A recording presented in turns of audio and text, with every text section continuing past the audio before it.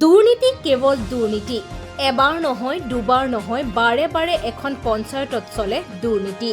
বজালিৰ 106 number Kalbari গাঁও পঞ্চায়তৰ নামত চলে দালাল ৰাজ বিভিন্ন চৰকাৰী আঁচনিৰ নামত চলে এই দালাল ৰাজ চৰকাৰী ঘৰৰ নামত বঞ্চিত হৈ আছে দৰিদ্ৰ পৰিয়ালৰ লোকসকল চৰকাৰী ঘৰৰ নাম থকাৰ পিছতো কিয় বঞ্চিত হ'ব লগা হ'ল ৰাইজৰ ইয়াকে লৈ প্ৰশ্ন উত্থাপন হৈছে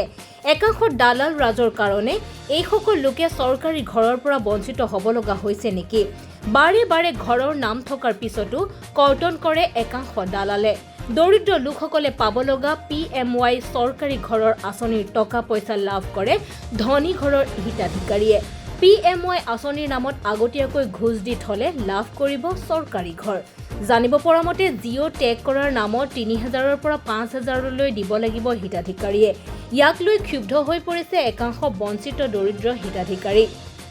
চৰকাৰী দুৰ্নীতিৰ শূন্য দূৰত্বত অৱস্থান কৰাৰ পিছতো কাৰ প্ৰভাৱত পৰ্বতসমূহ দুৰ্নীতি চলাই গৈছে তাক লৈ এছাম দৰিদ্ৰ হিতাধিকাৰী চিন্তিত হৈ পৰিছে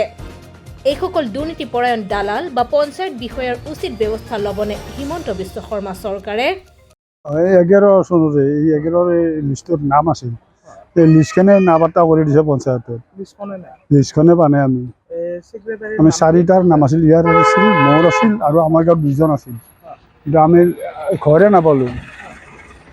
আপোনাৰ নামটো ৰাফিজুল হক সেক্ৰেটাৰী কোন আছে বৰ্তমান চিনি পায় না নাপায় ন কি পঞ্চায়ত তেখেতে আগৰ সেক্ৰেটাৰীটো আছিল আগৰ সেক্ৰেটাৰী কি পঞ্চায়ত আপোনালোকৰ কলবাৰী গাঁও পঞ্চায়ত কলবাৰী গাঁও পঞ্চায়ত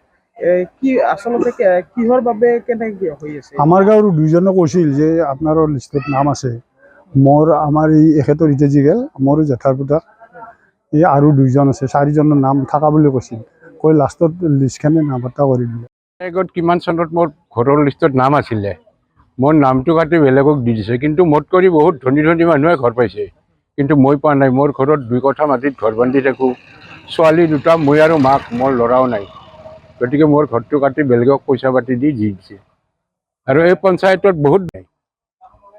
আপোনাৰ ঘৰত চৰকাৰী চাকৰিয়াল আছে নেকি নাই নাই নাই তথাপিও পোৱা নাই নাই পোৱা নাই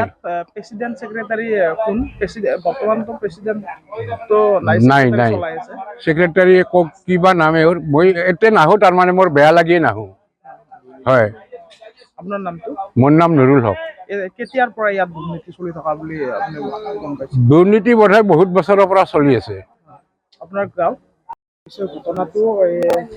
তাৰমানে আমাৰ 2011 চনত ঘৰৰ ছাৰ্ভে কৰিছিল ছাৰ্ভে কৰাৰ পিছত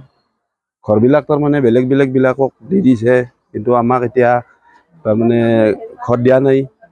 তাৰপিছত মানে কেঞ্চেল কৰি দিছে এতিয়া ঘৰবিলাক আমাৰ বান্ধা বুলি কৈছে কিন্তু আমি ব্যৱসায় কৰা মানুহ সৰু সুৰা বাঁহ খৰি অলপ কাঠ টক্টা এনেহেনকৈ বিক্ৰী কৰোঁ কিন্তু তাৰপিছত আমাৰ ঘৰবিলাক নিদিয়ে আপোনালোকে যদি ঘৰখিনি পোৱা নাই পালে এতিয়া কাক দিছে আমি নিজে ক'ব নোৱাৰোঁ আমি বহুত কেইজনৰ কাটছে আমাৰ ঘৰত চৰকাৰী চাকৰিয়াল আছে নেকি আমাৰ একোৱেই নাই আপোনাৰ হেৰি কৰিলে হ'ব কিন্তু এতিয়া ধৰচোন পইচাৰে কাৰবাৰ চলি আছে না কিয়ে কৰি আছে নাজানো কিন্তু আমাৰ যিবিলাক 2000 বজালিৰ পৰা হিৰণ্য কলিতাৰ ৰিপৰ্ট এনি পলিটিকেল